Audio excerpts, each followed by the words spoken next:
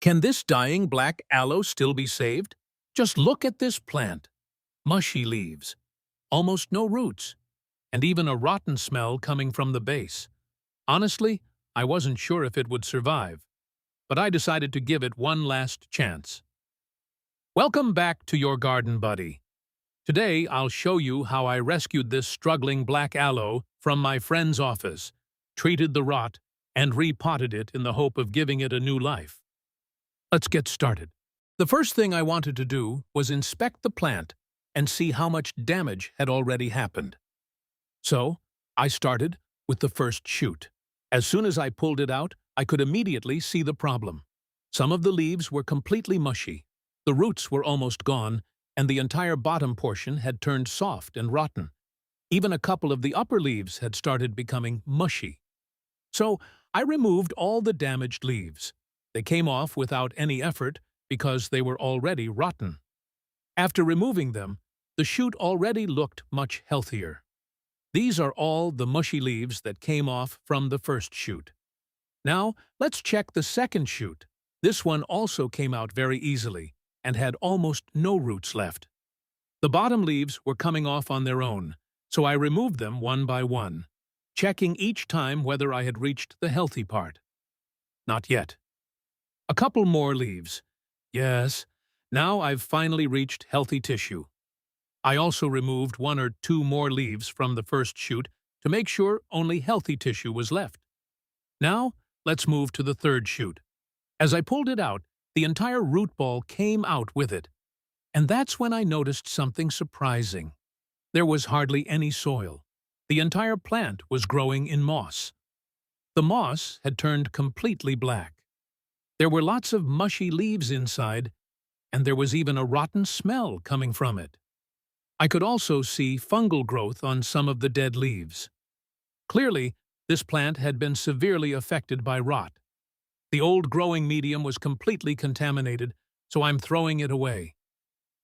Now, let's inspect the third shoot. Fortunately, this one still had the best root system of all three. There were plenty of long roots, but also several dry and damaged leaves.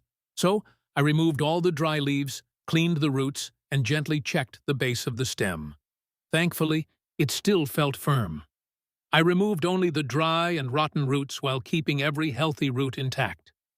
This is also the tallest shoot, so I'm really hoping it survives.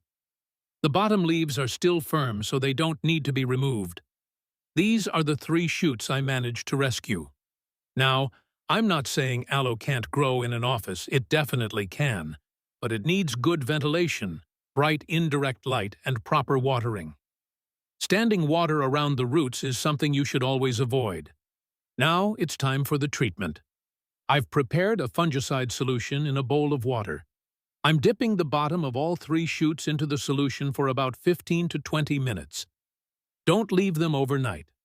A short treatment is enough.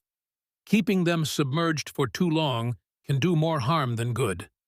After about 20 minutes, I took the shoots out and placed them in an empty plastic bowl to air dry. This drying step is really important. It allows the damaged areas to dry and form a protective callus, reducing the chances of the plant rotting again after planting.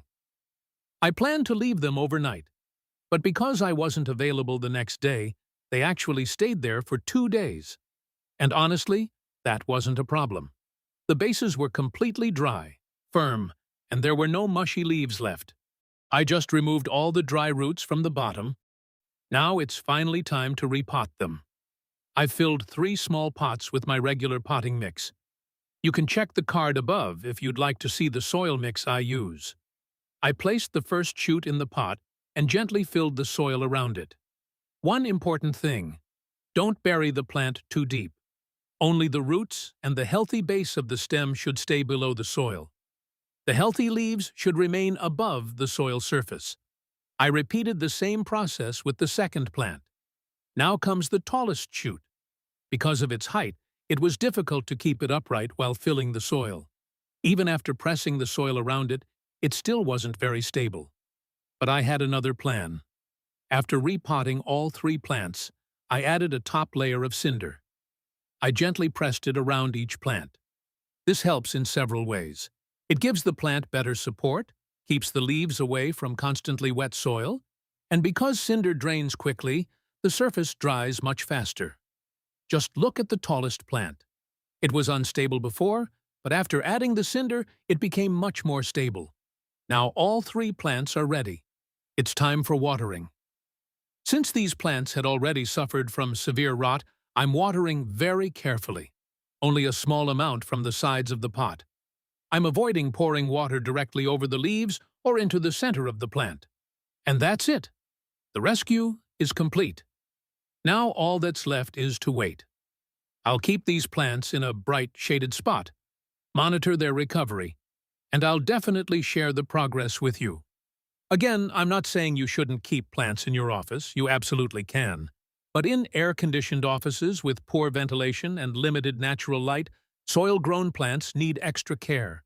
Personally, in such environments, I often prefer suitable plants grown in water because they're easier to monitor. Whatever you choose, make sure the plant gets enough light, good airflow, and appropriate watering. Now let's see how many of these 3 black aloe shoots survive in their new home. I'll keep you updated. Thanks for watching. If you've ever rescued a struggling office plant or faced a similar problem, let me know in the comments. I'd love to hear your experience. If you enjoyed this rescue, don't forget to like, share, and subscribe to your Garden Buddy for more real plant rescues, gardening tips, and plant care videos.